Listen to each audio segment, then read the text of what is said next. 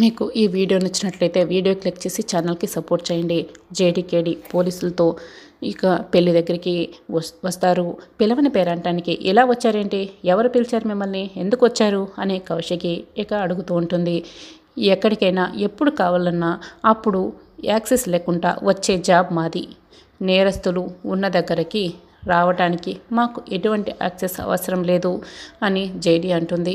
ఇక్కడ కుట్రలు చేసే వాళ్ళు ఎవరూ లేరు అని సుధాకర్ అంటాడు. కానీ హత్యలు చేసే వాళ్ళైతే ఉన్నారు కదా అని, ఒక మనిషి ప్రాణం తీసేసి నేరం చేసేసి ఏమీ తెలియనట్లు ఎలా నిల్చుని ఉన్నాడో చూడు కేడి అని జేడీ చెప్తూ ఉంటుంది. నేనేం హత్య చేయలేదు, నేను ఎవరిని కూడా చంపలేదు, ఎందుకు మీరు నన్ను బ్లేమ్ చేసి మాట్లాడుతున్నారు అని కమలాకర్ ముందే వచ్చి మాట్లాడుతూ ఉంటాడు. అసలు మీరు నేరం చేశారు, మనిషి ప్రాణాలు తీసేశారు అని నేను చెప్పకముందే మీకు మీరే నేరాన్ని భలే ఒప్పుకున్నారే అని జేడీ అంటూ ఉంటుంది. నేను నేరం చేయడం ఏంటి, ప్రాణాలు తీయడం ఏంటి, నేను ఇక్కడే మాధురి పెళ్లిలో ఉన్నాను అని కమలాకర్ అంటాడు.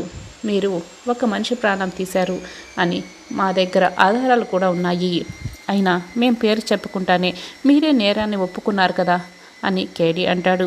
మీ దగ్గర ఆధారాలు ఉన్నాయా, అయితే చూపించండి అని సుధాకర్ అడుగుతూ ఉంటాడు. అప్పుడే కేదార్ ఇక మొబైల్ని బయటకు తీసి కమలాకర్ లాయర్ రాజ్కుమార్ ప్రాణాలు తీసిన వీడియోని అందరికీ చూపిస్తాడు.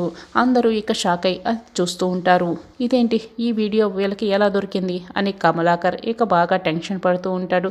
చూడండి, మేము ఇతన్ని అరెస్ట్ చేసి తీసుకువెళ్తున్నాం, ఎవరైనా అడ్డు వస్తే వాళ్ళని కూడా అరెస్ట్ చేయాల్సి వస్తుంది ఇక అని దాత్రి కేదార్లు ఇక వాళ్ళకి చెప్పి సంఖ్యలు వేసి కమలాకర్ని జీప్లో తీసుకెళ్ళిపోతారు.